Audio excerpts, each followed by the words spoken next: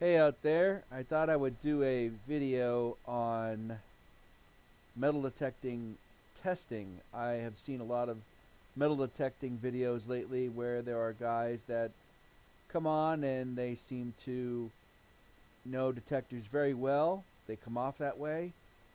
They have some experience and some idea, but other than that, they just seem to guess, basically, at what is going on with the detector. I mean, some don't even have a clue.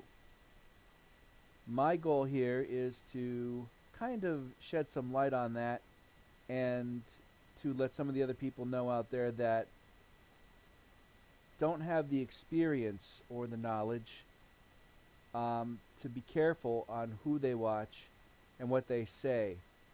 Um, because, if they don't know what they're saying, they could be providing you with a lot of erroneous information. So the title of this video is Misinformation, Disinformation, and Watch Out for Grimace. Now, in my opinion, a grimace is a tester that either tests with an agenda or with a bias, rather than giving you a non-bias, non-agenda review.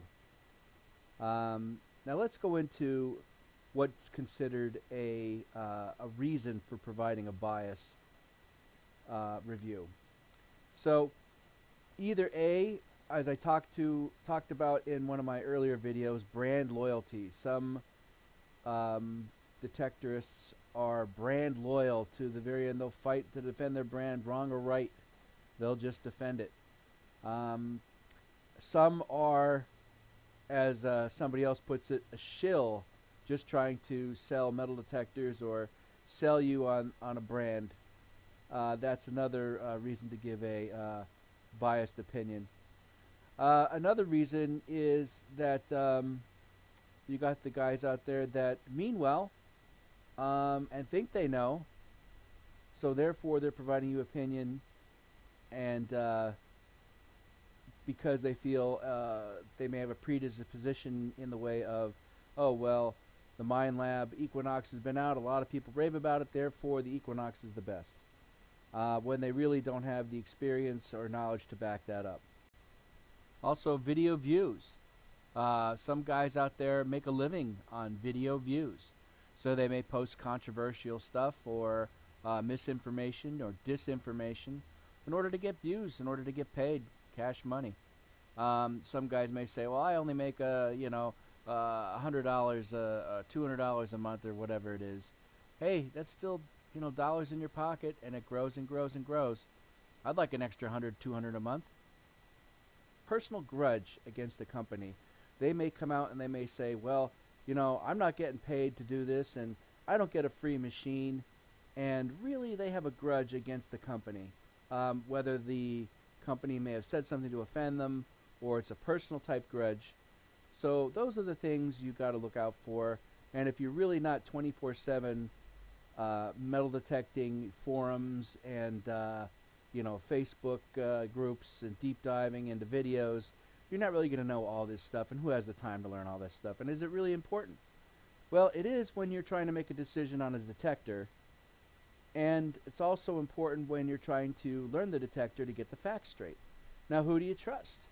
That's a great question. Who do you trust? Well, for one, I wouldn't trust a grimace. Now, how do you tell who's a grimace and who's not a grimace? Well, it's kind of easy to see when they seem to spout nothing but negative comments on a certain detector, where when comparing multiple detectors, and only the one detector seems to only have negatives. The other ones that they're comparing to don't seem to have any negatives.